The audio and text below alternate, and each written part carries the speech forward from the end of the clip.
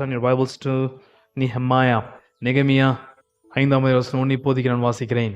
ஜனங்களுக்குள் அநேகரும் அவர்களுடைய ஸ்திரீகளும் யூதராகிய தங்கள் சகோதரர் மேல் முறையிடுகிற பெரிய கூக்குரல் உண்டாயிற்று.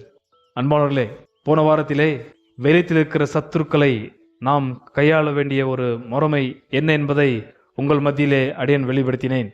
வெளித்திருக்கிற சத்துருக்களை நாம் அந்த அளவுக்கு பிரயாசப்பட்டு கையாள வேண்டியது கிடையாது. நாம் விழிப்புணர்வுடையவர்களாக, நாம் தெளிந்த புத்தியுள்ளவர்களாக, நம்முடைய சத்துருக்களுடைய தந்திரங்களை அறிந்த நிலை இருந்தால் போதும். கர்த்தர் நமக்காக ஜெயத்தை கொடுப்பதை 4ஆம் அதிகாரத்தில் அடங்கியிருக்கிற ஒரு சத்தியத்தை நாம் பார்த்து முடித்தோம். இன்றைக்கு வெளித்தில் இருக்கிற அதே சத்துருக்களுடைய சுபாவம் நாம் ஒரு விசுவாசிகள் இருந்தாலும் அதே சுபாவம் இந்த சரீரத்தில் நாம் வாழும் மட்டும் ஒட்டி கொண்டிருக்கிறது. ஆகையால் இன்றைக்கு பார்ப்பது இன்டர்னல் எனிமி, உள்ளத்தில் இருக்கிற சத்ரு, ஒரு கிறிஸ்தவனுக்குள்ளாக இருக்கிற சத்ரு, கிறிஸ்துவ குடும்பத்துக்குள்ளாக இருக்கிற சத்ரு, கிறிஸ்துவ சபையில் இருக்கிற சத்ருவை குறித்து இன்றைக்கு உங்கள் மத்தியிலே 5ஆம் அதிகாரத்திற்கு ஒரு சம்பவத்தை முன்வைத்து உங்களுக்கு சொல்ல விரும்புகிறேன். நெகமியா 4ஆம் அதிகாரத்தில் புறம்ப இருக்கிற சத்துருக்களுடைய பயமுறுத்துதல் எல்லாவற்றையும் பார்த்து ஜனங்களுக்கு தைரியத்தைப்படுத்தி அவர்களுக்கு ஒரு விழிப்புணர்வு கொடுத்து அவங்களுடைய தந்திரங்களை அறிந்து கர்த்தர் அவர்கள் போன்ற ஒட்டுமொத்த திட்டங்களையும் தவிடுபடியாக்கி இடித்து போட்டு கட்டட வேலையை அருமையாக கர்த்தர் கட்ட துவக்கத்தக்கதாக ஜனங்களுக்குள்ளாக தைரியத்தை கொடுத்து வழிநடத்தினார் 4ஆம் அதிகாரத்தில். ஆனால் 5ஆம் அதிகாரத்தில் ஒரு பெரிய பிரச்சனை நாம் பார்க்கிறோம். 5ஆம் அதிகாரத்தில் இப்போ சத்துருக்கள் வந்து வெளியே கிடையாது, உள்ளுத்துல.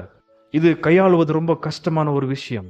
மனைவி சத்ருவாயிட்டாக்கா, புருஷன் சத்ருவாயிட்டாக்கா, பிள்ளைகள் சத்ருவாயிட்டாக்கா, சபையில் இருக்கிற விசுவாசிகள் சத்ருவாயிட்டாக்கா, அவர்களை கையாளுவது என்பது ரொம்ப ஒரு கடினமான ஒரு விஷயம். ஆனா அவங்களுடைய செயலும் வெளித்திருக்கிற புறம்பான ஆட்களுடைய சத்ருவின் செயலும் ஏறக்குற ஒரே மாதிரி தான் இருக்கும். ஆகையால் தான் சத்ரு ஒன்றுதான். அந்த சத்ருடைய சுபாவத்தை பயன்படுத்துகிற ஆட்கள் வேற வேற. வெளித்திருக்கிறவர்கள் நம்முடைய கர்த்தரை பகைக்கிறபடியால் நம்மை பகைக்கிறார்கள். கர்த்தருக்குள் இருக்கிற விசுவாசிகள் கர்த்தரை பகைப்பது கிடையாது, விசுவாசிகளை பகைக்கிறார்கள். அது தலைகளான ஒரு விஷயம். ஆகையால் வெளித்தில் இருக்கிற சத்துரு நம்முடைய தேவன் மீது இருக்கிற கோபத்தின் நிமித்தமாக நாம் எப்படி கெட்டு போக வேண்டும் என்று விரும்பி செயல்படுகிறானோ, அதே போல கிறிஸ்தவ சபையில் இருக்கிற கிறிஸ்தவர்கள், விசுவாசிகள், இன்னொரு விசுவாசி தொழுது கொள்ற தேவன் மீது அல்ல கோபம் விசுவாசிக்கு, அந்த விசுவாசி மேல கோபமும் எரிச்சலும் இருக்கிறபடியால் ஒரு வெளித்தில் இருக்கிற புறமான சத்துரு எப்படி அவன் அழிந்து போக வேண்டும் என்று விரும்புகிறார்களோ, செயல்படுகிறார்களோ, அதே போல விசுவாசியும் விருப்பமுடையவர்களாக இருக்கிறார்கள். சில நேரங்களிலே, எல்லா நேரங்களிலும் கிடையாது. அந்த ஒரு சுபாவம் மாற்ற வேண்டும். அப்படியேப்பட்ட சுபாவம் நெகமியாவுக்கு இருக்கவில்லை. ஆகையால் நெகமியா முன்வைத்து இன்றைக்கு 5ஆம் அதிகாரத்திற்கு ஒரு அருமையான சம்பவத்தை உங்களுக்கு சொல்ல விரும்புகிறேன். 52 நாள்ல ஒட்டுமொத்த மதில் வேலையை கட்டி முடிக்கிறார்கள் இந்த யூதர்கள். நெகமியாவுடைய லீடர்ஷிப்ல, நெகமியாவுடைய தலைமை தாங்குதலிலே சுவரை எழுப்பி கட்டி ஒரு அருமையான ஒரு நகரத்தை மறுபடியும் ரிவைவ் செய்கிறார் நெகமியா. அந்த அருமையான கட்டட வேலை நடந்து வருகிறது. 70-80% வரைக்கும் கட்டட வேலை முடிந்து வருகிறது. இன்னும் கொஞ்சம் மேல அந்த சுவருடைய உயரத்தை எழுப்பி கட்ட வேண்டியதா இருக்கிறது. அது மாத்திரமல்ல, 5 இடங்களில் இருக்கிற வாசல்கள், கேட்ஸ் என்று சொல்லப்படுற வாசல்களை போட வேண்டியதா இருக்கிறது. அந்த வேலை இன்னும் பெண்டிங் இருக்கிறது. அதற்கு முந்தி வேலை செய்கிற எருசலேமுக்குள் இருக்கிற யூதர்கள் எல்லோரும், முக்கியமாக ஸ்திரீகள் என்று சொல்லப்பட்டது வசனம் 1. ஜனங்களுக்குள் அநேகரும் அவர்களுடைய ஸ்திரீகளும் யூதராகிய தங்கள் சகோதரர் மேல் முறையிடுகிற பெரிய கூக்குரல் உண்டாயிற்று. ஜனங்கள் எல்லோரும் கூக்குரலிட்டு அழுவ ஆரம்பித்தார்கள். என்ன பிரச்சனைன்ட்டு ஆரம்பத்துல நெகமியாவுக்கு புரியல. உள்ள வேலை செய்கிற ஸ்திரீகள் முக்கியமாக கதறி அழுகிறார்கள், புருஷர்கள் தவிக்கிறார்கள். நெகமியாக்கு என்ன பிரச்சனை என்று தெரியாமல் ஜனங்களுடைய கூக்குரலை கேட்கத்தக்கதாக ஒட்டுமொத்த நூற்றுக்கணக்கான ஆயிரக்கணக்கான யூதர்களை எருசலேமுக்குள்ளாக கூப்பிடுகிறார். அந்த ஜனங்கள் எல்லோரும் வந்து ஜனங்களுடைய 3 விதமான பிரச்சனையை வந்து நெகமியாவுக்கு அறிவிக்கிறார்கள். சத்துருக்களை பார்த்து கோபமும் எரிச்சலும் அடையாத நெகமியா யூதர்களுக்குள்ளாக முக்கியமாக பிரச்சனையை சந்தித்துக் கொண்டிருக்கிற இந்த யூதருடைய செய்தியை கேட்ட உடனே இவங்களை துன்பப்படுத்துகிற கூட இருக்கிற உடன் சகோதரர்களாகிய யூதர்கள், அவர்கள் மீது நெகமியாவுக்கு ரொம்ப கோபம் எரிச்சல் உண்டாகிறது. 3 விதமான பிரச்சனையை சொல்லுகிறார்கள் யூதர்கள். 5ஆம் அதிகார வசனம் 2, முதலாவது பிரச்சனை அது என்னவென்றால், அவர்களில் சிலர் நாங்கள் எங்கள் குமாரரோடும் எங்கள் குமார்த்திகளோடும் அநேக ஆனபடியினால் சாப்பிட்டு பிழைக்கும்படிக்கு நாங்கள் தானியத்தை கடன் வாங்கினோம் என்றார்கள். முதலாவது பிரச்சனை, யூதர்களுக்குள்ளாக சில கூட்ட மக்கள் கடன் வாங்குகிறார்கள். எதற்காக? தானியங்களை வாங்கி சாப்பிடுவதற்காக. கடன் வாங்கி ஆகாரத்தை சாப்பிடுற அளவுக்கு இப்ப யூதர்களுக்குள்ளாக ஒரு கூட்ட மக்கள் இருக்கிறார்கள். அந்த கட்டட வேலை செய்து கொண்டிருக்கிற யூதர்கள், அவங்களுக்குள்ள இருக்கிற முதல் பிரச்சனை தானியங்கள். 3 வேளை சாப்பாடு சாப்பிடுறதுக்கு கடன் வாங்கி சாப்பிட வேண்டியதா இருக்கிறது. இப்ப இருக்கிற நம்முடைய நிலைமை கடன் வாங்குறது உண்மைதான். அது குறிப்பிட்ட விஷயத்திற்காக குறிப்பிட்ட ஏதாவது ஒரு பெரிய தொகை, பெரிய ஒரு வேலை நடக்க வேண்டியதானால் அந்த நேரத்தில் நம்மளுக்கு பணத்தொகை தேவைப்படுகிறபடியால் நாம் காசு வாங்குவது உண்டு. ஆனால் இவர்கள் 3 வேளை ஆகாரத்திற்கும் கடன் வாங்க வேண்டியதா இருக்கிறது.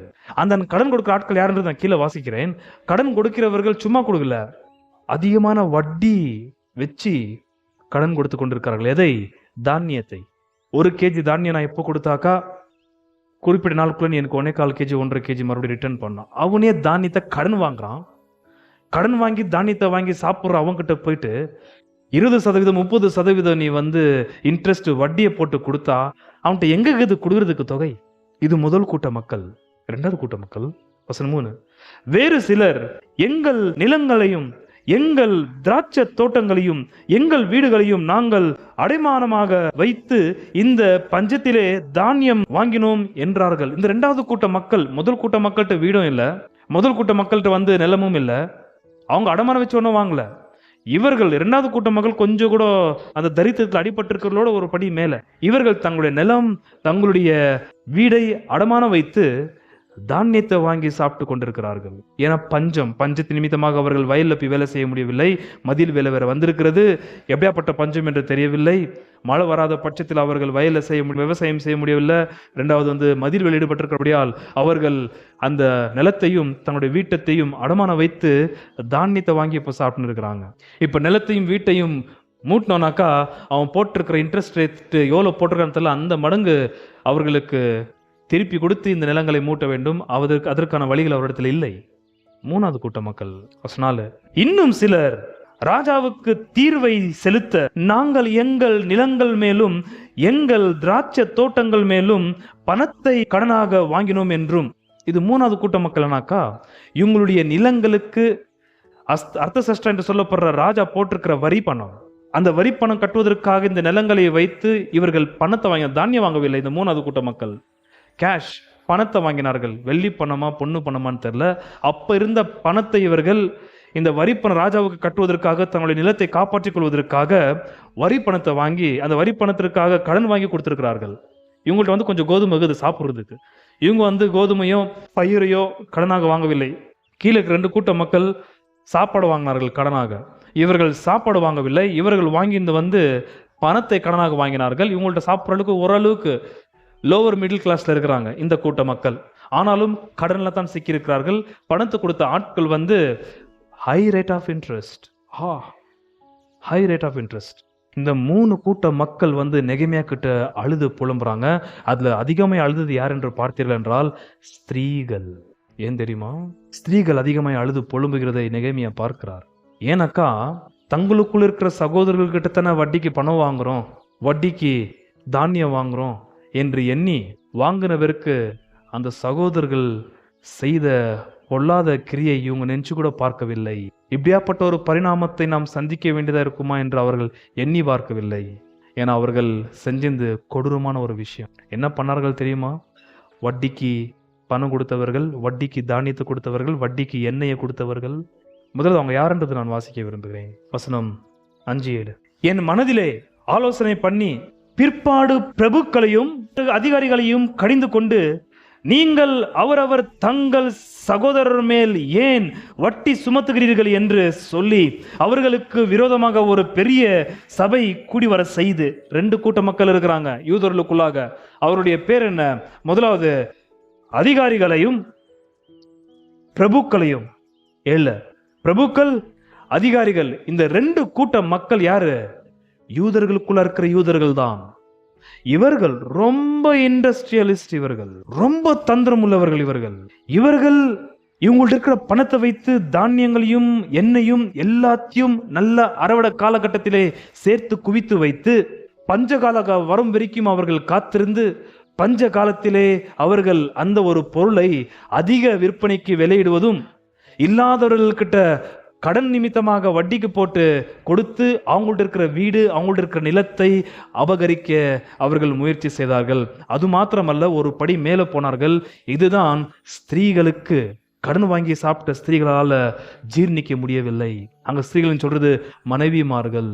இது வெளியில இருக்கிற செஞ்சாக்கா பரவாயில்ல, செஞ்சிருக்கிறாங்க. இப்ப செய்யறது யூதர்களுக்குள்ள இருக்கிற ஆட்கள் செய்கிற பொல்லாத செயல்கள். இது என்ன பண்ணானுங்க தெரியுமா? வசனமாய்ந்து ஜனங்கள் சொல்ற வார்த்தை, 3 கூட்டம் மக்கள் சொல்ற வார்த்தை, எங்கள் உடலும் எங்கள் சகோதரர் உடலும் சரி. யாருக்கு கம்பேர் பண்ணி பேசிட்டு இருக்காங்க? எங்களுக்கு வட்டிக்கு பணமும், எங்களுக்கு வட்டிக்கு கோதுமையும், எங்களுக்கு வட்டிக்கு பயிரையும் கொடுத்த, ஆகாரத்தை கொடுத்த சகோதரரும் நாங்களும் யாரு? ஒரே சரீரம், ஒரே உடல். ஏன்? நம்ம 2 பேருக்கு யார் அப்பா? யாக்கோப், ஈசாக், ஆபிரகாம். ஒரே தகப்பனால பிறந்து வந்த நாம். பேசுறாங்க, கவனிங்கள். 5, எங்கள் உடலும் எங்கள் சகோதரர் உடலும் சரி, எங்கள் பிள்ளைகளும் அவர்கள் பிள்ளைகளும் சரி. ஆனாலும் இதோ நாங்கள் எங்கள் குமாரரையும் எங்கள் குமார்த்திகளையும் அடிமைத்தனத்திற்கு உட்படுத்த வேண்டியதா இருக்கிறது. இந்த அதிகாரிகள், இந்த பிரபுக்கள் என்று ஏல சொல்லப்படுற வட்டிக்கு கொடுத்த இந்த ஆட்கள், ஆகாரத்தையும் பணத்தையும் வட்டிக்கு கொடுத்த இந்த ஆட்கள், இவங்களால வட்டிக்கு நிலம் வாங்குறதுக்கும் இல்லை, எல்லாம் புடுங்கி ஆயிடுச்சு. இப்ப அவங்கள்ட்ட இருக்கிறது யார் மாத்திரம்? பிள்ளைகள். இன்னைக்கு ஒரு நாள் சாப்பிட்டாக்க அடுத்த 1 மாசம் சாப்பிடாம இருக்க முடியுமா? 7 நாளா சாப்பிட்டு தான் ஆகணும். அதுக்கு 7 நாளா வட்டிக்கு காசு வாங்கி தான் ஆகணும். வட்டி கொடுக்க முடியல, வீடு போச்சு, வட்டி கொடுக்க முடியல, நிலம் போச்சு, வட்டி கொடுக்க முடியல, ஆடு மாடுகள் என்ன ஆகுது எல்லாம் இழுத்துன்னு போயிட்டான். மீதி பார்த்தா வட்டி ஏதோ அப்படிதான் வச்சுருக்காங்க. அவனுங்க அப்படிதான் வைப்பானுங்க வட்டியை மாத்திரம். அப்படியே வச்சு இப்போ யார் இருக்கிறதுன்னு பார்த்தா இவங்களுடைய பிள்ளைகள், சில்ட்ரன். இப்போ அந்த பிள்ளைகள் மீது இவர்கள் கண்களை வைக்கிறார்கள். இந்த அதிபதிகளும் பிரபுக்கள் என்று சொல்ல போற 2 கூட்ட பொல்லாத யூதர்கள். அங்கதான் ஸ்திரீகள் புலம்ப ஆரம்பிக்கிறார்கள். அந்த ஸ்திரீகளுக்கு நிலம் போனதை பத்தி அவங்களுக்கு அழுகை கிடையாது. ஆடு மாடுகள் போனது வட்டி வாங்குறதுக்காக எடுத்துன்னு போட்டோம்னு ஒண்ணுமே பேசல. வீடு போனாலும் பரவாயில்ல, கொடுசல கூட இருக்கலாம். எப்போ இந்த 2 விதமான கூட்ட யூதர்கள், அதிகாரிகள் பணத்தை வட்டிக்கு கொடுத்து பணத்தை குவித்து வைத்தார்களோ, இந்த 2 விதமான யூதர்கள் எப்போ பிள்ளைகள் மீது கையை வச்சு அடிமையாக கொண்டு போக முயற்சி செய்தார்களோ, அப்போதான் ஸ்திரீகள், முக்கியமா தாய்மார்கள், அழுது புலம்ப கூக்குரல் இட ஆரம்பிக்கிறார்கள். வேலை நிற்கப்பட்டிருக்குது. ஜனங்கள் அழுது புலம்பிடுகிறார்கள். இந்த பிரச்சனையை இப்போ நெகேமியா காதுல போகுது. நன்றா கவனிக்கணும். இங்க இருக்கிற டென்ஷன் உங்களுக்கு புரியுதானான்னு தெரியல. 5ஆம் அதிகாரத்துல பயங்கரமான டென்ஷன். 5 வாட்டி வாசிக்கிறேன். உங்கள் உடலும் எங்கள் உடலும் சரி, எங்கள் பிள்ளைகளும் உங்கள் பிள்ளைகளும் சரி. ஆனாலும் இதோ நாங்கள் எங்கள் குமாரரையும் எங்கள் குமார்த்திகளையும் அடிமைத்தனத்திற்கு உட்படுத்த வேண்டியதா இருக்கிறது. அப்படியே எங்கள் குமார்த்திகளில் யாரை பூச்சிக்கிறானுங்க? ஆண் பிள்ளைகளே அல்ல. எதுக்கு பூச்சானுங்க? அம்மாங்க விட்டுன்னு இல்ல, பசங்களை வட்டிக்கு ஆள் வாங்க வந்துட்டான். குண்டாசுங்க புருஷன் என்ன பண்ண முடியா? கை கட்டிச்சுமா நீக்கிறா? அப்படி கடன் வாங்கி சாப்பிட வச்சுட்டு எல்லாரும் போயிடுச்சு. புடுங்க வந்துருக்குது பசங்களை. அதுல முக்கியமாய் பெண் பிள்ளைகளை அடிமையாக, வட்டிக்கு நீ பணம் கொடுக்காதனால இப்போ இந்த பொண்ணு குழந்தைய நான் கூட்டின்னு போறேன்னு சொல்லிட்டு பெண் பிள்ளைகள் மீது கைகளை வைக்க ஆட்கள் வந்திருக்கிறார்கள். சில பெண் பிள்ளைகளை தூக்கின்னு போயிட்டாங்க. வசனம் கீழே வாசிக்கிறேன். அப்படியே எங்கள் குமார்த்திகளில் சிலர் அடிமைப்பட்டு இருக்கிறார்கள். அவர்களை மீட்க எங்களுக்கு நிர்வாகம் இல்லை, இன்கம் இல்லை. வேலை இருக்குதா? வேலை இருக்குது. மதில் வேலை செய்து கொண்டிருக்கிறார்கள். எங்க வருது மதில் வேலை செஞ்சா சேலரி? வேலை செய்யாத சோம்பரிப்பட்ட ஆட்கள் கிடையாது இவர்கள். கணவன் மனைவிமார் இருவரும் எல்லாரும் சேர்ந்து கர்த்தருடைய ஊழியத்தில் ஈடுபட்டிருக்கிறார்கள். இதை இந்த பொல்லாத அதிகாரிகள் நெகேமியா குடும்பம் இருந்துன்னு ஜனங்கள் கிட்ட புடுங்க வேண்டியதும் புடுங்கின்னு இருக்கிறாங்க. நெகேமியாக்கு பயங்கர கோபம் உண்டாகிறது. வசனம் 6, அவர்கள் கூக்குரலையும் இந்த வார்த்தைகளையும் நான் கேட்டபோது மிகவும் என்னானேன், கோபம் கொண்டு. எதற்காக நெகேமியாக்கு கோபம் வந்தது? முட்டாளர்களே, மதீனர்களே, 70 ஆண்டுகள் பாபிலோன் கிட்ட நாம சரியாக இருக்கவில்லை அடிமைத்தனத்தில். இப்ப பர்சியாவுடைய அடிமைத்தனத்தில் நம்முடைய சகோதரர்கள் இருக்கிறார்கள். உங்களுக்கு தெரியாதா? அவன் நம்மளை அடிமைப்படுத்துறதுக்கும் நீ அடிமைப்படுத்துறதுக்கு என்ன வித்தியாசம்? புரியுதா? சத்ரு என்ன? ஒண்ணுதான், ஒரே சத்ரு தான். உலகத்தாண்டுகிற சத்ரு. எதற்காக அவன் நம்ம மீது கோபப்படுகிறான்? நாம் தொழுது கொள்கிற தேவன் மீது. கிறிஸ்தவன் இன்னொரு கிறிஸ்துவன் மீது எதற்காக கோபம் கொள்கிறான்? கிறிஸ்தவன் தொழுது கொள்கிற தேவன் மீது அல்ல, கிறிஸ்தவன் மீது. அவருக்கு கோபம் வந்தது அதுதான். அவனுக்கு உனக்கு என்னடா வித்தியாசம்? பாபிலோன் ஆட்களுக்கும் புறஜாதிகளுக்கும் உனக்கு என்ன வித்தியாசம்? பயங்கரமான கோபம் வந்தது நெகேமியாவுக்கு. ஒத்து பார்த்துட்டு இருக்கிற நெகேமியா எப்படி ஹேண்டில் பண்ணுவார் இது? அப்படி அடுங்குற கூட்டமா இது? சொல்ற பேச்சு கேட்கிற கூட்டமா இது? ஒத்து கவனித்து கொண்டிருந்தேன் நெகேமியா இந்த ஒரு சுச்சுவேஷனை எப்படி கையாளுவார் என்று. பெண்களை அடிமைத்தனமா கொண்டு போயிட்டு அவர்கள் ஏதாவது வேலை வாங்கி கொண்டிருந்தால் பரவாயில்ல. I think these Jews abusing their daughters. அதுதான் அந்த தாயங்களுக்கு பெரிய ஒரு கூக்குரல். அடிமையா கொண்டு போன என் பெண் பிள்ளைகளை இவங்க என்ன செய்யறாங்க என்பதான் எல்லாம் யூதர்கள் தானே செய்யறாங்கன்னு பட்டா தே அபியூஸ் கேர்ள்ஸ். ஆகியால் தான் ஸ்திரீகள் அழுவ ஆரம்பித்தார்கள். என் பெண் பிள்ளை எங்க மாட்டின்னு இருக்கா, ஒரு தாயனா இருந்தும் என் பெண் பிள்ளை நான் காப்பாற்றாம இருக்கிறேன் அப்படின்ட்டு கேட்டா நிர்வாகம் இல்லை, உதவியற்ற நிலையில் இருக்கிறேன், எதை கொடுத்து நான் என் குழந்தைய மீட்டுறது, எல்லாத்தையும் பிடிங்கினா நம்முடைய வறுமையை வைத்து. ஆகையால் தான் இன்னொரு விசுவாசியுடைய பலவீனமான வறுமையின் காலகட்டத்தை பார்த்து இன்னொரு விசுவாசி சிரிக்க கூடாது. உலகத்தான் அது செய்வான், நாம் செய்யலாமா? இன்றைக்கு நீங்க சமாதானமாகறீங்க, கூட இருக்கிற விசுவாசியோட வீட்டில் சண்டை வந்தாக்கா நாம் சிரிக்கலாமா? இன்றைக்கு உங்க பிள்ளைகள் உங்களுக்கு கீழ்ப்படிந்து இருக்கலாம், இன்னொரு விசுவாசியோட பிள்ளைகள் வழி விலைக்கு போனால் சிரிக்கலாமா? இந்த யூதங்கள்ட்ட பணம் கொட்டி கிடக்குது, அவன்கிட்ட இல்லை தானே. அவன் தான் சொல்றாங்க, அவங்க உடலும் ஏன் உடலும் ஒன்று, அவங்க பிள்ளைகளும் என் பிள்ளைகளும் ஒன்று, ஏன் எங்க எல்லாருக்கும் ஒரே அப்பா தான் அப்படின்னு ஜனங்கள் கூக்குரலிட்டு சொல்லி கொண்டிருக்கிறார்கள். நாம் எல்லோரும் கிறிஸ்துவுக்குள்ளாக ஒன்றா இல்லையா?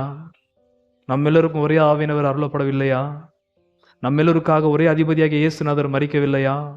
நாம் எல்லோரும் இயேசு என்பதான பரிசுத்தமுள்ள நாமத்தை தரிக்கவில்லையா? நம்ம எல்லோருக்கும் ஒரே பரமபிதா இல்லையா? அன்பானவர்களே, இப்படி இருக்க பரலோகத்தின் குடும்பமா இருக்க ஒரு கிறிஸ்தவ திருச்சபையிலே ஒரு விசுவாசி இன்னொரு விசுவாசியுடைய பலவீனத்தையும் ஒரு விசுவாசி இன்னொரு விசுவாசியுடைய மோசமான நிலையும் கண்டு பரிகாசம் செய்யலாமா? ஒரு ரெண்டு விஷயத்தை இன்றைக்கு உங்களுக்கு நான் திறந்து காண்பித்து இந்த 5ஆம் அதிகாரத்தை நான் முடிக்க விரும்புகிறேன். கொஞ்சம் கவனியுங்கள். நெகமியா ரொம்ப அற்புதமாய் இந்த ஒரு பிரச்சனையை கையாளுகிறார். இதே பிரச்சனை நீங்கள் கிறிஸ்தவ சபையிலே மையாக பார்த்து கொண்டிருக்கிறீர்கள். இன்னும் சிச்சுவேஷன் மாறவில்லை, இடம் மாறி இருக்கலாம், தலைமுறைகள் மாறி இருக்கலாம், அதே ஆட்கள் தான், அதே சத்ரு தான், விசுவாசிகள் தான். மற்ற விசுவாசியை பார்த்து பரிகாசப்பத்தி சிரிஞ்சாக்கா ஊழியக்காரனும் அப்படி சிரிக்க கூடாது. அவங்களுடைய நிலைமையை கண்டு நான் எப்படிங்கிறேன் பார், நீ பார் எப்படிங்கிற அப்படி என்று ஊழியக்காரர் தங்களுடைய பிள்ளைகளை வைத்து மற்ற பசங்களை வைத்து எடை போடக்கூடாது. மாறவில்லை, சுச்சுவேஷனும் மாறல. அதிகாரிகள், பிரபுக்கள், சபையில ஊழியக்காரர்கள், மூப்பர்கள், அதே கேரக்டர் தான் அப்படியே இருக்குது. நெகமியா கோபம் கொண்டார், எரிச்சல் அடைந்தார். நெகமியா 12 வருஷம் இந்த எருசலேமுக்கு கவர்னராக இருக்கத்தக்கதான அதிகாரத்தை அர்டக்சஸ் என்று சொல்ல போற அர்த்தசஷ்டா ராஜா கிட்ட அதிகார பத்தத்தோட கூட வந்திருக்கிறார். அந்த அதிகாரத்தை வச்சு இவர் புறஜாதிகளை ஹேண்டில் பண்ணலாம், சொந்த குடும்பமாகிய சொந்த ஜனமாகிய யூதர்களை எப்படி ஹேண்டில் பண்ணுவது என்று யோசித்துக் கொண்டிருந்தேன். எப்படிதான் இவர் ஹேண்டில் பண்றாரு இந்த விஷயத்தை. நெகமியா முதலாவது நிரூபிக்கிறது என்ன தெரியுமா? இந்த பொல்லாத யூதர்களுக்குள்ள இருக்கிற புறஜாதிகளுக்குள்ள இருக்க அதே சத்ரு சுபாவம் இந்த யூதர்களுக்குள்ள இருக்கிறத பார்த்துட்டு நெகமியா முதலாவது நிரூபிக்கிற அற்புதமான விஷயம் என்னவென்றால், உன்கிட்ட இருக்கிற அந்த கெட்ட சத்ரு புத்தி என்கிட்ட இல்லை என்பதை நெகமியா முதலாவது நிரூபிக்கிறார். எப்படி நிரூபிக்கிறார் என்பது கொஞ்சம் உங்களுக்கு நான் வாசித்து காண்பிக்க விரும்புகிறேன். ஏன்னா அவர் இந்த பிரபுக்களை கடிந்து கொண்டு ஜனங்களுடைய பிரச்சனைக்கு பரிகாரத்தை ஏற்படுத்த வேண்டும் என்றால் அவர் சத்ரு நிறைந்த ஆளாக இருக்கக்கூடாது, இந்த பிரபுக்களில் ஒருவராக இருக்கக்கூடாது. இந்த பிரபுக்களில் ஒருவராக இந்த நெகமியாவும் இருந்தால் he would give a diplomat resolution.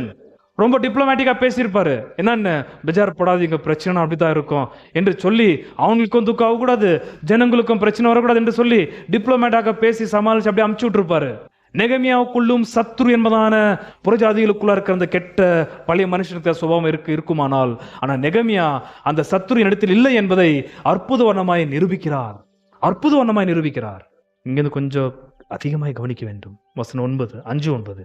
பின்னும் நான் அவர்களை நோக்கி, யாரு? பிரபுக்களும் அதிகாரிகளும் யூதர்களை வறுமைக்குள்ளாக நடத்தின இந்த ஆட்களை பத்தி அவர்கிட்ட பேசுறாரு நெகமியா. 9. பின்னும் நான் அவர்களை நோக்கி, நீங்கள் செய்கிற காரியம் நல்லதல்ல என்று சொன்ன உடனே நெகமியாவும் அவங்க போல இருந்தாக்கா பொன்னியம் மாத்திரம் ஒழுங்கான்னு கேட்பாங்க. ஏன்னா கூட பிரபுக்கள், பிக் ஷாட், பிசினஸ் மேக்னெட், நீங்கள் செய்வது நல்லதல்ல என்று நெகமியா நிரூபிக்கிறார். ஃபர்ஸ்ட் எடுத்த உடனே என்ன சொல்ல வர்றாரு? நம்முடைய பகைஞராகிய புறஜாதியார், அந்த பாயிண்ட் வருது பாருங்க. புறஜாதியார் யார்? இந்த புறஜாதியார் நம்மை 70, 80, 90 ஆண்டுகளாக அடிமைத்தனத்திற்குள்ளாக நடத்தின புறஜாதியார். அதே கேரக்டரோட பண்ணிக்கிறீங்க, எந்த வித்தியாசமும் இல்லை. 9. பின்னும் நான் அவர்களை நோக்கி, நீங்கள் செய்கிற காரியம் நல்லதல்ல, நம்முடைய பகைஞராகிய புறஜாதியார் நிந்திக்கிறதின் நிமித்தம் நீங்கள் நம்முடைய தேவனுக்கு பயந்து நடக்க வேண்டாமா? யார் பேர் எடுக்கிறாரு? நம்முடைய தேவனுக்கு நீங்கள் பயப்படக்கூடாதா? அப்போ உள்ள இருக்கிற சத்ருவை நாம் தடை செய்து உலகத்தானுக்குள்ள இருக்கிற அதே சத்ரு சுபாவம் நமக்குள் எழும்பாமல் பண்ண வேண்டும் என்றால் நாம் செய்ய வேண்டிய காரியம் என்ன தெரியுமா? கர்த்தருக்கு பயப்பட வேண்டும். இது நீங்கள் நினைவில் வைத்துக் கொள்ள வேண்டும். எதற்காக இந்த இடத்துல கர்த்தருக்கு நீங்கள் பயந்து நடக்க வேண்டாமா என்று நெகமியா பிரபுக்களையும் அதிபதிகளையும் பார்த்து கேட்கிறார். எப்படியாப்பட்ட நடுக்கம் இது, எப்படியாப்பட்ட பயம் இது? சத்துருக்கள் நம்மை பார்த்து நிந்திக்கிறார்கள்ன்ற வார்த்தை சொல்லப்பட்டதுல 9. பின்னும் நான் அவர்களை நோக்கி, நீங்கள் செய்கிற காரியம் நல்லதல்ல. நம்முடைய பகைஞராகிய புறஜாதியார் நிந்திக்கிறது நிமித்தம். எப்படியாப்பட்ட நிந்தை! புறஜாதிகள் இவர்களை நிந்தித்துக் கொண்டிருக்கிறார்கள், யூதர்களை. இந்த நிந்தை என்ற வார்த்தை பற்றி நான் உங்களுக்கு 4 வாரத்துக்கு முந்தி பேசியிருக்கிறேன். 1 2 இடத்துல வரும். நெகேமியா இது பயன்படுத்தினே இருக்கிறாரு. சத்துருக்கள் நம்மை நிந்திக்கிற நிந்தை, நிந்திக்கிறார்கள். சத்துருக்களுடைய நிந்தை யூதர்கள் மீது இருந்தது என்னவென்றால், நாம் அவர்களுக்கு செய்ய வேண்டியதை அவர்களே அவர்களுக்குள் செய்து கொண்டிருக்கிறார்கள். அவங்க ஒழுங்கா இருந்தாக்கா எதற்காக அவங்க சரியாக கொண்டு போக பண்ணப்படுகிறார்கள்? அவங்களுக்குள்ள ஒழுங்கு இல்லை, அவர்கள் தேச துரோகிகள், அவர்கள் தங்களுக்குள்ளே விரோதத்தை எழுப்புகிறார்கள். ஆகையால் தான் அந்த அப்படியாப்பட்ட ஒரு சாபம் அவர்கள் மீது வந்தது என்று புறஜாதியார் அவர்களை பார்த்து நிந்திக்கிறார்கள். ரிப்ரோச். அவங்க பார்த்து நம்மளை நிந்திக்கிற மாதிரி நீங்க வச்சுக்கலாமா? கர்த்தருக்கு பயந்து நடக்க வேண்டாமா? புறஜாதிகள் அது தப்பு என்று நீங்கள் நிரூபிக்க கூடாதா? புறஜாதியான் நம்மை பார்த்து அப்படி நிந்தித்தால் நம்முடைய தேவ நாமம் அல்லவா அசிங்கப்படுவது? கிறிஸ்தவனை பார்த்து உலகத்தான் எனக்கு அவனுக்கு ஒரு வித்தியாசமும் கிடையாது, நான் செய்யறது அவனும் செய்யறான் என்று சொல்லி அவனுடைய பாவத்தை நம்மீது தலையில கட்டி, நான் நடப்பிக்கிற அதே அசுத்தமுள்ள பாவங்களை அவனும் செய்கிறான் என்று சொல்லத்தக்கதாக நம்மை நிந்தித்தால் யாருக்கு அது அசிங்கம்? கர்த்தருடைய நாமத்திற்கு. Lord's name will be at stake. கர்த்தருக்கு நீங்க பயப்படக்கூடாதா? அது கர்த்தர் நாம அடிப்படணும் உனக்கு தெரியாதா? நீ புறஜாதிகள் போல சத்ரு போல நீ நடந்து கொண்டால் நீ சத்ருவா மாறலாமா? அவன்கிட்ட இருக்கிற நேச்சரை நீ அடாப்ட் பண்ணலாமா? அவனுடைய சுபாவத்தை எடுத்துக்கொள்ளலாமா? அவனுடைய பேச்சையும் நடக்கையும் வட்டி குறைந்த பிசாஸ்தரமான புத்தி அவன்கிட்ட இருக்குது, உன்கிட்ட இருக்கலாமா? ஒருத்தரும் கொன்னாலும் அவன்கிட்ட பணத்தை வாங்குற புத்தி அவன்து, நீ பண்ணலாமா? கர்த்தருக்கு பயப்படக்கூடாதா? ஏன் சொல்ற கொஞ்சம் கவனியுங்கள். நெகேமியாக்குள்ள அந்த சத்ரு சுபாவம் இல்லை. ஏன்? நெகேமியா கர்த்தருக்கு அதிகமாய் பயந்தவர். அதே 5:15 நன்றாக கவனிங்கள், ப்ளீஸ் மிஸ் பண்ணாதீங்க. 5:15 5:15. எனக்கு முன்னிருந்த அதிபதிகள், கவர்னர்ஸ், ஜனங்களுக்கு பாரமா இருந்து அவர்கள் கையிலே அப்பமும் திராட்சரசமும் வாங்கினதும் அல்லாமல் 40 சேக்கல் வெள்ளியும் வாங்கி வந்தார்கள். அவர்கள் வேலைக்காரர் முதலாய் ஜனங்கள் மேல் அதிகாரம் செலுத்தினார்கள். அடுத்த வார்த்தை எனக்கு ரொம்ப முக்கியம். நானோ தேவனுக்கு பயந்ததினால். யாருக்கு பயந்தார் நெகேமியா? நெகேமியா தேவனுக்கு பயந்ததினால். எனக்கு முன்னிருந்த கவர்னர்ஸ், அது யூதனா இருந்தாலும் சரி புறஜாதியா இருந்தாலும் சரி, அவர்கள் செய்த அதே சத்ரு சுபாவம் உள்ள செயல்களை நான் என் தேவனுக்கு பயந்தபடியால் நான் செய்யவில்லை. இந்த நேச்சர் பிரபுக்கள் அதிகாரிகள் நெகேமியா பார்த்தார்கள். இந்த சுபாவம் இல்லாதவன் லீடரா இருக்க வாய்ப்பில்லை. இந்த சுபாவம் இருக்கணும் அவனுக்கிட்ட. உலகத்தான் போல ஒரு விசுவாசி இன்னொரு விசுவாசியை பகைக்கிறானாக்கா, நீயும் அதே போல இன்னொரு விசுவாசியை பகைத்து அவனுக்கு தீமை செய்கிறதா இருந்தால், நீ ஒரு பெரிய அதிபதி, நீ பெரிய ஒரு கவர்னர், நீ என்ன பெரிய லீடர், நீ ஒரு ஊழியக்காரன்? நான் அப்படிப்பட்டவன் அல்ல. உலகத்தின் சத்ருக்களுடைய சத்ரு சுபாவத்தை அங்கீகரித்து சபையிலே செயல்படுத்துகிறவன் நான் அல்ல என்று முதலாவது நெகேமியா நிரூபிக்கிறார். ஏன்? கர்த்தருக்கு பயப்படுகிறவன் நான். அப்படி நான் செய்ய போனால் அது என் கர்த்தர் நாமத்தை தான் அடிபடும், என் கர்த்தர் நாமம் அசிங்கப்படும், என் கர்த்தர் நாமம் தூஷிக்கப்படும். புறஜாதிகள் என் கர்த்தர் நாமத்தை அவதூறாக பேசுவார்கள். ஏசு கிறிஸ்து, ஏசு கிறிஸ்து என்பதன் பேரு புறஜாதிகள் மத்தியிலே அசிங்கப்படுவதற்கு காரணம் சபையில் இருக்கிற புறஜாதிகளுடைய சத்ருவத்தை பயன்படுத்துகிற கிறிஸ்தவர்கள் தான் காரணம். அதற்கு அந்த சுபாவம் உளுத்துல நான் வரக்கூடாதுனாக்கா ஃபர்ஸ்ட் நமக்கு கர்த்தருடைய பயம் இருக்க வேண்டும். ஏன்? என்ன பயம்? அது என்னுடைய உலகத்தின் போக்கிலே நான் ஒரு கிறிஸ்தவன் நடந்து போகும் பொழுது என் கர்த்தருடைய நாமம் மாத்திரம் தூஷிக்கப்பட்டால் கண்டிப்பா அவர் சும்மா இருக்க மாட்டாரு. ஆகையால் தான் 4ஆம் அதிகாரம் 1 பேதுரு சொல்ற வார்த்தை, கர்த்தர் முதலாவது நியாய தீர்ப்பை கொடுப்பது கர்த்தருடைய வீடாகிய திருசபைக்கு. ஃபர்ஸ்ட் அடிக்கிறத கர்த்தர் தம்முடைய ஜனத்தை தான். அவரோட நாமம் தூஷிக்கிற அளவுக்கு ஜனங்கள் உலகத்தாருக்கு அப்படி காட்சி கொடுத்தால் தேவன் பொறுமையா இருக்க மாட்டார், அவருடைய நாமம் தூஷிக்கப்பட்டால். ஆகையால் தான் உங்களுக்கு போன வாரத்திலே சொன்னேன், எதற்காக அனனியா சஃபேரா என்பதான கிறிஸ்தவர்கள் அப்போஸ்தலர் 5ஆம் அதிகாரத்தில் செத்து போனார்கள் என்று. கிறிஸ்தவர்கள் செத்து போனார்கள். பிலாத்துவ கர்த்தர் கொல்லவில்லை, ஏரோத கர்த்தர் கொல்லவில்லை, பரிசேரை கர்த்தர் கொல்லவில்லை, சதுசேரை கர்த்தர் கொல்லவில்லை. ஆனால் யார் கொல்லப்பட்டார் என்று பார்த்தால், கர்த்தர் யார் அடித்தார் என்று பார்த்தால், முதலாவது அடித்தது அனனியா சஃபேரா என்று சொல்லப்படுகிற திருசபையில் இருக்கிற விசுவாசிகள். ஆகல் தான் நெகேமியா சொல்ற வார்த்தை, ஏன்னா 70 வருஷம் அடிமைத்தனத்துல போயுமா நீ இன்னும் தெரிந்தல. அவரோட நாமத்தை தூஷித்து அவரை அசிங்கப்படுத்தி புறஜாதிகளுக்குள்ளாக அவருடைய பேரை கொலைச்சல் படுத்துறதுனால தானே அடிமைத்தனத்தை போய் மாட்டிட்டு வந்திருக்கிறோம். இன்னுமா அவன் புத்தி தெரியலன்னு சொல்லிட்டு ரொம்ப கோபம் அடைகிறார். கொஞ்சம் பயம் இல்லையா அவனுக்கு? அவர் நாமத்தை உன்னிமித்தமாக தூஷிக்கப்பட்டால் கண்டிப்பா அவர் உன்னை சிக்ஷிக்காமல் இருக்க மாட்டார் என்று தெரியலையா அவனுக்கு? ஆனா நெகேமியா சொல்ற வார்த்தை, நான் கர்த்தருக்கு பயப்படுகிறவன். ஆகையால் புறஜாதிகள், எனக்கு முன்னாடி இருந்த புறஜாதிகளாகட்டும் யூதனாகட்டும் எவெல்லாம் அக்கிரமம் செய்து பணத்தை லூட்டு பண்ணி ஜனங்களை உபத்திரப்படுத்தனோ அப்படியாப்பட்ட காரியங்களை செய்கிறவன் நான் அல்ல. ஏன்? என் கர்த்தருக்கு பயப்படுகிறேன். ஹல்லேலூயா. கர்த்தருக்கு பயப்படுறீங்களா?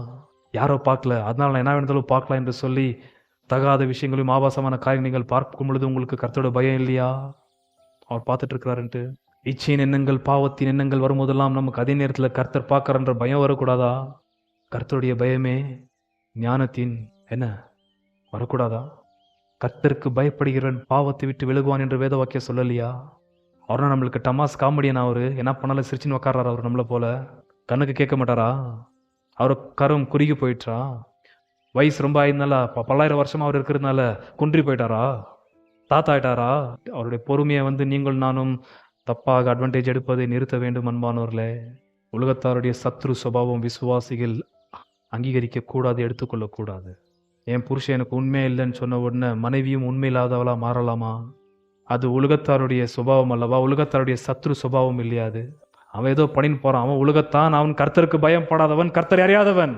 நான் கர்த்தருக்கு பயந்தவன், என்ன கேட்பார் அவர்? ஆகையால் நான் செய்ய மாட்டேன். உயிரை போனாலும் அதை நான் செய்ய மாட்டேன். அதை பார்க்கலும் கர்த்தர் என்னை கொல்லட்டும் என்று விசுவாசிகள் தீவிரமாய் பாவத்தை பார்த்து அப்படி கடிந்து கொள்ள வேண்டும். இந்த பாவம் செய்யறதை பார்க்கலும் கர்த்தர் என்னை கொல்லட்டும். அங்குதான் நீங்களும் நானும் கர்த்தருடைய நாமம் தூஷிக்கப்படாதபடிக்கு தெய்வ பயத்தில் இருக்கிறவர்கள். எப்பெல்லாம் கர்த்தர் நாமம் தூஷிக்கப்படாதபடிக்கு தெய்வ பயத்தில் இருக்கிறோமோ அப்போதெல்லாம் உலகத்தின் சத்ரு சுபாவம் நமக்குள்ள படுத்திருந்தாலும் எழும்பவே எழும்பாது. அது ஏன்? ஒரே ஒரு பதில், கர்த்தருக்கு பயப்படுகிறோம். சில பேர் பார்த்துருக்கீங்களா? அவங்க நல்ல சோறு சாப்பிடுவாங்க, வீட்டில் இருக்கிறவங்களுக்கு பழைய சொத்தை போட்டு கொடுப்பாங்க. கர்த்தரோட பயம் இல்லையா அவனுக்கு? நீ சாப்பிடும் போது உனக்கு அது தோணலையா? அவர் பார்த்துங்கிறாரு, நான் இவ்வளோ நல்லா சாப்பிட்றேனே, அவங்கள அதை சாப்பிடக்கூடாதாட்டு. தப்பானுபானவர்களே, இது உலகத்தாருடைய சத்ரு சுபாவம். அது நீ நல்ல விஷயத்தை நல்ல சிறப்பானதை எடுத்துக்கொள்கிறாய். இன்னொரு கிறிஸ்தவனோ இன்னொரு நபரோ வந்தாக்கா அவனுக்கு மட்டமானதை கொடுக்கிறாய். ஏன் இப்படி செய்யற? நீ தெய்வ பயம் இல்லை. தெய்வ பயம் இல்லை உண்ட. ஜாக்கிரதையா இருக்க வேண்டும். எது செய்தாலும் கர்த்தருடைய பயத்தோட செய்ய வேண்டும். நான் குடிக்காதது அவங்களும் குடிக்க கூடாது, நான் சாப்பிடாதது அவங்களும் சாப்பிடக்கூடாது. உன்னை நேசிப்பது போல பிறனையை, அதெல்லாம் தெய்வ பயம். நான் நல்லா சாப்பிட்டு எனக்கா நான் பழைசு சாப்பிட்றேன், வந்தவங்க நல்லா சாப்பிட்டோம், அன்பின் உச்சகட்டம் அது. இதுக்கெல்லாம் ஒரே ஒரு காரணம், பயம் இல்லை. நெகேமியா சொல்ற வார்த்தை, எனக்கு தெய்வ பயம் உண்டு, செயலுக்கு அதிகாரம் உண்டு, அதிகார பத்திரம் உண்டு. பெரிய பெரிய ஆட்கள், அர்த்த சஷ்டா சக்கரவர்த்தி கிட்ட இருக்கிறவர் இவர். எப்படியாப்பட்ட கொடூரமான பாவத்தையும் செய்யலாம். சொல்ற வார்த்தை, அவனுடைய அதிகாரத்தை வைத்து நான் பாவம் செய்வதற்கு ஆயிரம் போக்குகள் இருந்தாலும் கர்த்தருக்கு பயப்படுகிறபடியால் எல்லாத்தையும் வெட்டி சாய்க்கிறன்றார். தெய்வ பயம் உடையவன் யாரு? நெகேமியா. ஆகையால் தன் உலகத்தின் சத்ரு சுபாவம் உள்ளத்திலே எலும்பு விடுவது கிடையாது. ரெண்டாவது விஷயம், இது நெகேமியாக்கு அவர் நில்லி ஜனங்கள்கிட்ட பேசினாக்கா இந்த தகுதி அவருக்கு இருக்கணும். ஏன்னா அவனும் பயப்படுவான், பிரபுக்களும் அதிகாரிகளும் இவங்கள்ட்ட உலகத்தார் போல சத்ருவுடைய சுபாவத்தோட செயல்பட்டு கொண்டு இருக்கிறாங்க பாருங்க, சொந்த ஜனங்களோட கூட. அவனும் பயப்படுவான், இதுங்களும் பயப்படும். ஏன்? இவர் ஃபேவரபிளா இருக்க மாட்டார், பார்ஷலா இருக்க மாட்டாரு. கர்த்தருக்கு பயப்படுகிறவன், சத்தியத்தையும் நீதியையும் பேசுகிறவனா இருப்பான். கர்த்தருக்கு பயப்படுகிறவன். நீ என்னடா நினைச்சுக்கோன்ட்டு. ரெண்டாவது எனக்கு ரொம்ப பிடிச்ச ஒரு காரியம், நெகேமியா சங்கத்தார் வரவழைக்கிறார். எல்லாரும் வரணும் என்று சொல்லி அதிபதிகள் அதிகாரிகள் வட்டிக்கு ஆள் கொடுக்குறா. யூதர்களையும் வட்டினால் தவித்து பிள்ளைகளை, முக்கியமா பெண் பிள்ளைகளை அடிமைத்தனத்திற்காக கொடுக்கப்பட்ட பெத்துங்களும் எல்லாரும் கூடி வருகிறார்கள். நெகேமியா போன்னு சொல்றாரு பாருங்க. 8, அவர்களை நோக்கி, புறஜாதியாருக்கு விற்கப்பட்ட யூதராகிய எங்கள் சகோதரரை நாங்கள் எங்கள் சக்திக்கு தக்கதாய் மீட்டிருக்கையில், நான் சொல்ல வர்றாருனாக்கா, நான் பர்சியாவில் இருக்கும் பொழுது ஒரு யூதனை யாவனாவது அடிமையா காசு கொடுத்து வாங்கினால் அவன் எவ்வளோ பணத்திற்கு விற்கப்பட்டானோ அந்த விற்பனையின் பணத்தை கொடுத்து நான் மீட்டிருக்கிறேன்றார் நெகேமியா. என்ன ஒரு குவாலிட்டி பார்த்தீங்க, எவ்வளோ ஒரு குவாலிட்டி இருக்கு பாருங்க. ஒரு யூதன், நான் பர்சியா நாட்டில் இருக்கும் பொழுது எவனாவது ஒரு யூதனை அடிமையா வாங்கிட்டு போயிட்டு அடிமைத்தன வேலையில பண்ணுவதோ, அவன் ஏதாவது உபத்திரப்படுத்துவதை நான் பார்த்தால் என் சக்திக்கு தக்கதாக ஆண்டவன் கொடுத்த உயர்ந்த அதிகாரம், வசதி, பணம், செல்வம், அதை வைத்து சக்திக்கு தக்கதாக நாங்கள் மீட்டிருக்கிறோம். எங்க பர்சியா நாட்டில் மீட்டு மாத்திரம் அவர்களை கொண்டு வந்திருக்கிறேன் கூட இங்க. நான் அவர்களை நோக்கி, புறஜாதியாருக்கு விற்கப்பட்ட யூதராகிய எங்கள் சகோதரரை நாங்கள் எங்கள் சக்திக்கு தக்கதாய் மீட்டிருக்கையில் நீங்கள் திரும்ப உங்கள் சகோதரரை விற்கலாமா? நான் நம்மளுடைய சகோதரன், அது யாரா இருந்தானா, யூதன் என்பதான் ஒரு சகோதரன் எங்காவது விற்கப்பட்டால் என் சக்திக்கு தக்கதாக புறஜாதி உலகத்திலே புறஜாதியில் அந்த வேலை செய்து இருக்கிறான். அவங்களை நான்கு மீட்கப்பட்ட முஞ்சலுக்கு சக்திக்கு தக்கதாக அவங்களை மீட்டு விடுதலை ஆக்கி கொண்டு இங்கே கொண்டு வந்து வாழ வைத்தால் நீங்க என்ன பண்ணீங்கிறீங்க? உங்களுக்குள்ளே யூதர்களை அடிமைத்தனத்திற்கு விற்பனைக்குள்ளாக போய் கொண்டிருக்கிறீர்கள். செய்யலாமா இது? உனக்கு என்னையா வித்தியாசம்ன்றாரையோ நெகமியா, நீ யூதன் கிடையாது, நீ கிறிஸ்தவன் கிடையாது. தேவன் ஒருபோதும் ஒரு நாளும் நம்மை கிறிஸ்தவன் அல்லாதவனாக ட்ரீட் பண்ணினால் நியாய தீர்ப்பு அடுத்த செகண்ட் நம்மை தொடும் என்பதை புரிந்து கொள்ள வேண்டும். அவர்களை நோக்கி, புறஜாதியாருக்கு விற்கப்பட்ட யூதராகிய எங்கள் சகோதரரை நாங்கள் எங்கள் சக்திக்கு தக்கதாய் மீட்டிருக்கையில் நீங்கள் திரும்ப உங்கள் சகோதரரை விற்கலாமா? இவர்கள் நமக்கு விலைப்பட்டு போகலாமா என்றேன். அப்பொழுது அவர்கள் மறு உத்தரவு, நன்றாக கவனிங்கள், அதிபதிகள் பிரபுக்கள், அப்பொழுது அவர்கள் மறு உத்தரவு சொல்ல இடமில்லாமல் மௌனமாயிருந்தார்கள். என்ன அர்த்தம்? உள்ளத்திலே குற்ற உணர்வு, தப்புதான். சொல்றது யாரு? தகுதி உள்ள ஒரு ஊழியக்காரன், ஒரு லீடர். அவர்கிட்ட சத்ரு சுபாவம் இல்லை என்றால் கர்த்தருக்கு பயப்படுகிறார். கர்த்தருக்கு பயந்து சத்ரு சுபாவத்தை விட்டு விலகுவது மாத்திரமல்ல, கர்த்தருக்கு பயப்படுகிறபடியால் கர்த்தர் விரும்புகிறதை செய்கிறவர் அவர். என்ன? அடிமைத்தனத்தில் யாராவது கொண்டு போனால் விடுவித்துக் கொண்டு வருவது. எல்லாரும் ஈக்குவல். நான் ஒரு சுதந்திரம் இருக்கிறது போல சகோதரனும் சுதந்திரமா இருக்கக்கூடாதா? நான் சந்தோஷமா இருக்கிறது போல இன்னொரு விசுவாசி குடும்பம் சந்தோஷமா இருக்கக்கூடாதா? நான் நல்லா சாப்பிடுறது போல ஏன் அந்த குடும்பம் நல்லா சாப்பிடக்கூடாதா?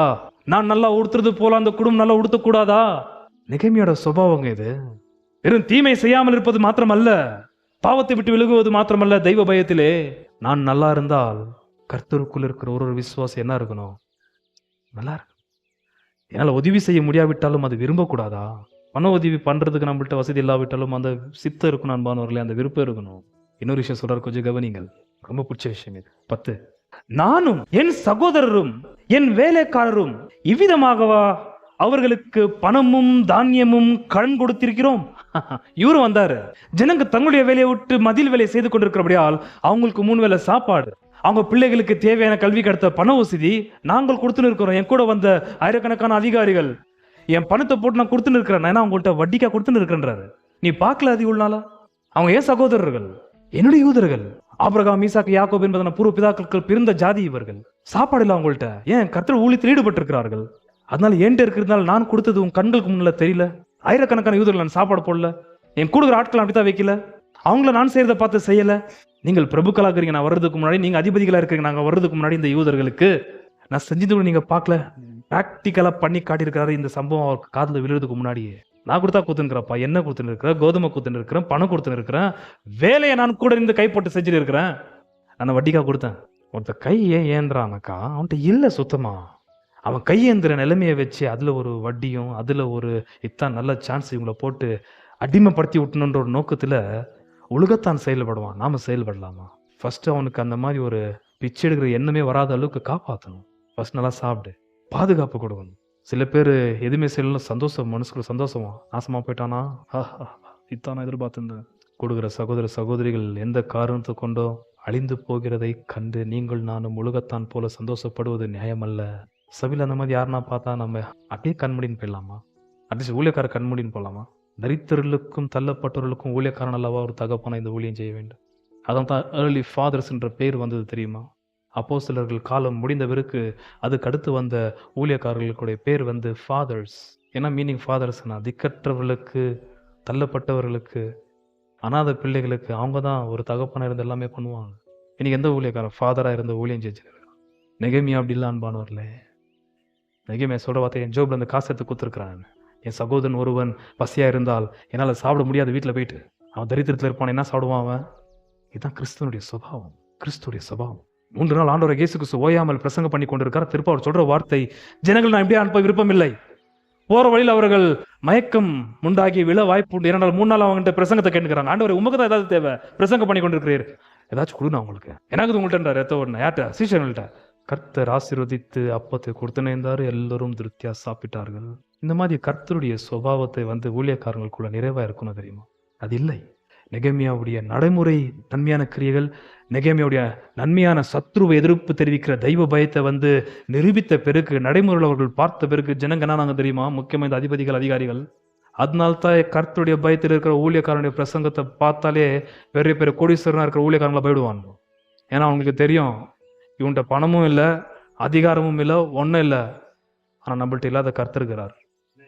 இதே தான் நிக்கோதேமுக்கு உண்டான ஒரு விஷயம். இயேசுநாதரை பார்த்து, அவர்கிட்ட யாருமே இல்ல, பரிசேயர் இல்ல, சதுசேயர் இல்ல, எந்த பொலிட்டிஷியன்ஸ் கிடையாது, எந்த அதிகாரமும் இல்ல அவர்கிட்ட. உலக ரீதியாக நிக்கோதேம் ராவுல வரான். தேவன் ஒருவரோட கூட இராவிட்டால் நீர் செய்கிற இந்த மாதிரி அற்புதமான காரியங்களை செய்ய முடியாது. உம்மிடத்துல தேவன்கிறார், எங்கள்கிட்ட எல்லாமே இருக்குது, தேவன் இல்லை. யார் வேணும் உங்களுக்கு? தேவனா உலகமா? நமக்கு தேவையா இருக்குது நம்முடைய கர்த்தர். உங்களுக்கு அவர் தான் தேவை, எனக்கு கண்டிப்பா எல்லா டைமும் அவர் தான் தேவை. அவர் எப்போ இல்லைன்னு சொல்றாரோ அப்போ நமக்கு மூச்சு விட்டுருது. அந்த மூச்சு நிறுத்திடும். அடுத்த நாள் நீர் இருக்க மாட்டீர் என் கூட என்று சொன்னாலும் அந்த நாள் எனக்கு எதுக்கு? நான் என்ன பண்ணிட்டேன் அந்த நாள்? எனக்கு பாவத்தை செய்யிட்டா? நீர் இல்லாத ஒரு நாள் எனக்கு வேண்டாம். நெகேமியா பார்க்கும்போது கிறிஸ்துவுடைய ஒரு சாயல் அருமையாக தெரிகிறது.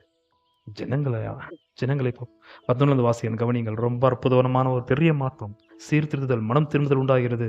11-13 வரைக்கும் வாசிக்கிறேன். நீங்கள் இன்றைக்கு அவர்கள் நிலங்களையும் அவர்கள் திராட்சை தோட்டங்களையும் அவர்கள் ஒலிவ தோப்புகளையும் அவர்கள் வீடுகளையும் நீங்கள் பணத்திலும் தானியத்திலும் திராட்சை ரசத்திலும் எண்ணெயிலும் 101 வீதமாக அவர்களிடத்தில் தண்டி வருகிற வட்டியையும் அவர்களுக்கு திரும்ப கொடுத்து விடுங்கள் என்றேன். நீ வட்டியை வச்சு என்னெல்லாம் அவன்ட்டு வந்து புடுங்கினியோ எல்லாத்தையும் கொடுத்துரு. நல்ல மாதிரியாக சொல்கிறேன், எல்லாத்தையும் கொடுத்துரு. அது நெகேமியாவோட டோன். அது நம்மளுக்கு ஒரு மாதிரி அழகா மரியாதைக்குரிய சொல்லியிருக்கிறாரு. அவர் அப்படி பேசல. அவர் எற்கட்டா மிலிட்ரி ஏன்னு கேட்குறாரு. நீ உலகத்தாருடைய சுபாவத்தின்படி உலகத்தாருடைய கெட்ட சத்ரு சுபாவத்தை வச்சு ஜனங்களை மடுக்கிற, நான் உலகத்தோடைய அதிகாரத்தை வச்சு மடுக்கிட்டாங்கன்றாரு. எனக்கு தெரியலையா உலகத்தின் அதிகாரத்தை பயன்படுத்துறதுக்கு? பவுல் 2 இடத்துல பயன்படுத்துறாரு. அது உலகத்தின் அதிகாரத்தை அப்போஸ்தலனாகிய பவுல் 2 முறை பயன்படுத்துகிறார். நான் ரோமருடைய சிட்டிசன்ஷிப் உடையவன். எம்எல்ஏ கை வைக்கலாமா நீ? லோக்கல் முனிசிபாலிட்டிஸை பார்த்து கேட்குற கேள்வி அவர். லோக்கல் இருக்கிற முனிசிபாலிட்டிஸ் அவங்கள கை வச்சு சீலாவையும், பவுலுக்கு மாத்திரம் இல்லை சீலாவுக்கு அந்த சிட்டிசன்ஷிப் இருந்தது. ரோமர்களாக எங்கள் மீது கை வைக்கலாமா நீ? சொன்னோன்னு பயந்துறாங்க, எல்லாரும் பயந்து நடுங்குறாங்க. ஆகிலும் ரோமருடைய அந்த அதிகாரத்தை அவர்கள் பயன்படுத்தவில்லை. உலக ரீதியாக சொல்ற வார்த்தை எல்லாத்தையும் கொடுத்துரு. அவன் ஸ்டேட்டஸில் உன் லெவலுக்கு வரணும். அவன் உன்ன மாதிரி சாப்பிட்டோம், அவன் உன்ன மாதிரி உட போட்டோம், அவன் பசங்க உன்ன மாதிரி சுதந்திரமாக இருக்கட்டும், அவன் பசங்க உன்ன மாதிரி படிக்கட்டும், அவன் பசங்களுக்கு உனக்கு எவ்வளோ சுதந்திரம் இருக்கிறதோ, உனக்கு அரசாங்கம் எவ்வளோ சுதந்திரம் கொடுத்து எல்லா நன்மையும் அனுபவிக்கிற அதே சுதந்திரமும் நன்மையும் பாதுகாப்பும் அவனும் அனுபவிக்கிறேன்னு சொல்லிட்டு தரமட்டமாக்கப்பட்டு மிதிக்கப்பட்ட யூதர்களுக்கு அப்படியே திராசில் போட்டு சரியான நிலைக்கு கொண்டு வருகிறார் நெகேமியா. ஞாபகம் இருக்குதான் ஆண்டவராகிய இயேசுக்கு சொன்ன வார்த்தை, முந்தினவன் பிந்தினவனாயும் பிந்தினவன் முந்தினவன். Meaning equal. 12 கரெக்டாக வாசி முடிச்சார். அதற்கு அவர்கள் ஜனங்க, முக்கியமான அந்த பிரபுக்கள் அதிகாரிகள் 12, அதற்கு அவர்கள் நாங்கள் அதை திரும்ப கொடுத்து விட்டு இனி அப்படி அவர்களிடத்தில் கேட்க மாட்டோம், நீர் சொல்லுகிறபடியே செய்வோம் என்றார்கள். என்ன மாதிரி ஒரு தலைவன் கவனித்தீர்களா? ஏன் நீர் சொல்றபடியே செய்கிறீர் என்று சொல்றாங்க. கர்த்தருக்கு பயந்தவன் நெகேமியா. கர்த்தருக்கு பயந்து பாவத்தை விட்டு விலகுகிறவன், கர்த்தருக்கு பயந்து நன்மையை செய்கிறவன். சில பேர் கர்த்தருக்கு பயந்து பாவம் செய்ய மாட்டாங்க. குடிக்கிறது ஐயோ வானா, சிகரெட் செய்யறது அது வானா, அந்த பாவம் இந்த பாவம் அதெல்லாம் வானா. Very good. அதே மாதிரி கர்த்தருக்கு பயந்து நன்மை செய்கிற ஒரு பகுதி இருக்குது. ஞாபகம் இல்லையா உங்களுக்கு? நீர் சொன்னபடியே செய்கிறோம். என்ன மீனிங்க? உண்மை போல இருக்கிறோம். நீர் எப்படி இருக்கிறீர் அதே மாதிரி நாங்களும் இருக்கிறோம். போதகனை பார்க்கிலும் வீட்டு எஜமானை பார்க்கிலும் ஊழியக்காரர்கள் பெரியவர்கள் அல்ல. வீட்டு எஜமானையே பியேல்செபூல் என்றவர்கள் கூப்பிட்டால் உங்களை எப்படி கூடுவார்கள்? ஆகையால் ஒரு ஊழியக்காரன் எஜமான் போல் ஆக கடவுது. கிறிஸ்து விரும்புகிற விஷயமே அதான். மனுஷகுமாரனாகிய இயேசுநாதர் போல நம்ம எல்லோரும் மாற வேண்டும். அதற்கு அவர்கள் 12, நாங்கள் அதை திரும்ப கொடுத்து விட்டு இனி அப்படி அவர்களிடத்தில் கேட்க மாட்டோம், நீர் சொல்லுகிறபடியே செய்வோம் என்றார்கள். அப்பொழுது நான் ஆசாரியர்களை அழைத்து அவர்கள் இந்த வார்த்தையின்படி செய்ய அவர்களை ஆணை எடுத்து வைத்தேன். சத்தியம் பண்ணுன்றாரு. யாரை கூப்பிடுறாரு? ஆசாரியர்கள். அவங்க சப்ஜெக்ட் நெக்ஸ்ட் சாப்டர் 6 அடுத்த வாரம். அங்க உண்டான ஒரு பெரிய கரப்ஷன் அதை கரெக்ட் பண்றாரு. நெக்ஸ்ட் வீக் இருக்குது. ஆசாரியனை கூப்பிடுறாரு. பிரதான ஆசாரியன் எஸ்ரா. அவர் பிரதான ஆசாரியனுடைய வம்சத்திலிருந்து வந்த ஆரோனுடைய வம்சத்திலிருந்து வந்த பிரதான ஆசாரியன் எஸ்ரா இருக்கிறாரு. கூப்பிட்டு இவனுக்கு அதிபதிட்டு எல்லாத்தையும் சத்தியம் வாங்குன்றாரு. எல்லாரும் சத்தியம் போடுறாங்க. சும்மா விடல. ஏன்னா நெகேமியாக்கு நல்லா தெரியும் நான் போனதுக்கு அப்புறம் இவனுக்கு மாறுவானுங்க அப்படின்ட்டு. அதனால எப்படியாப்பட்ட சத்தியம் தெரியுமா? அது வசனம் 13, நான் என் வஸ்திரத்தை உதறி போட்டு இப்படி இந்த வார்த்தையை நிறைவேற்றாத எந்த மனுஷனையும் அவன் வீட்டிலும் அவன் சம்பாத்தியத்திலும் இருந்து தேவன் உதறி போட கடவர். இந்த பிரகாரமாக அவன் உறுதி போட்டு வெறுமையாய் போக கடவான் என்றேன். அதற்கு சபையார் எல்லோரும் ஆமேன் என்று சொல்லி கர்த்தரை துதித்தார்கள். ஒத்துக்கொண்டார்கள். ஆண்டவர் இயேசு கிறிஸ்து இதே பிரகாரமாக ஒரு கட்டளை கொடுக்குறாரு. உங்களை அங்கீகரிக்காத வீடும் ஆகட்டும் ஊராகட்டும், அந்த ஊரை விட்டு நீங்கள் வரும்பொழுது என்ன பண்ண? வஸ்திரத்தை உதறி போட வேண்டும். இவர் நடையில காட்டுறாரு. இந்த பிரமாணம் மாத்திரம் நீங்க மீறினீங்கன்னா அதனால தான் கர்த்தருக்கு பயப்படுங்கன்றாரு. இப்படி உதறி போடுறது போல உங்களையும் உங்களுடைய சம்பாதத்துல உங்க குடும்பத்தை வந்து கர்த்தர் உதறி போடுவார். இத ஊழியக்காரங்க புடிச்சுக்கிறது எதுக்கு? அவங்ககிட்ட பணத்தை சுட்டுறதுக்கு. நீ மாத்திரம் சரியா காணிக்க போடலனா கர்த்தர் உன்னை உதறி போடுவார், துப்பி போடுவார், வாந்தி ஏற்றுவார். அந்த கான்டெக்ட் என்ன அர்த்தத்தில் நான் சொல்றது உங்களுக்கு ஒரு நேரமா புரிய வச்சிருக்கிறேன். இந்த பிரமாணம் நான் இங்க இருந்தாலும் நான் இல்லாமல் போனாலும் நீங்க பண்ண இந்த பிரமாணத்தை பலி செலுத்தினாரான்னு தெரியல. ஏன்னா ஆசாரியனை கூப்பிட்டுருக்காரு, பலி செலுத்திட்டு நான் பலி செலுத்தவில்லை. உதறி போட்டது போல கர்த்தர் உதறி போடுவார் என்று சொன்ன பிறகு எல்லோரும் சொன்ன வார்த்தை ஆமென் என்று சொல்லி அடுத்த வார்த்தை கவனிங்கள். கர்த்தரை துதித்தார்கள். பின்பு ஜனங்கள் இந்த வார்த்தையின்படியே செய்தார்கள். ஹல்லேலூயா. கர்த்தரை துதித்தார்கள். தெய்வீகமுள்ள ஆராதனை எழும்புகிறது. எப்போ? உலகத்தின் சுபாவம் சபை விட்டு போகும்போது. உலக சுபாவத்தோட உலக சத்துரோட கூட சபையிலே கர்த்தருக்கு பிரியமான ஆராதனை ஏறெடுக்க முடியாது அன்பானவர்களே. உலகத்தின் எந்த விதமான தீட்டான காரியங்களோடு கூட சபை தேவனை தொழுது கொள்ள வாய்ப்பில்லை. அது வெளியே போகணும். இல்லாவிட்டால் கர்த்தர் வெளியே இருந்து வாசற்படியை தட்ட வேண்டியதா இருக்கும். கர்த்தர் வெளியே இருப்பாரு, நாம் உள்ள இருப்போம். ஏனென்றால் கர்த்தர் வெளியே இருப்பதற்கு காரணம் உலகம் உள்ள இருக்கிறது. அற்புதமான ஒரு ஆராதனை எழும்புகிறது. ஆகையால் உலகத்தின் சத்துருடைய சுபாவம் உங்களுக்குள்ளும் எனக்குள்ளும் இந்த சரீரம் இருக்கும் அளவும் இருக்கிறபடியால் தெய்வ பயத்தை வைத்து அதை எழும்பாதபடிக்கு செத்த நிலைமையிலே வைக்கணும். கர்த்தருக்கு பயந்து தீமை விட்டு விலகுவது மாத்திரமல்ல, கர்த்தருக்கு பயந்து நன்மையும் செய்வோம்.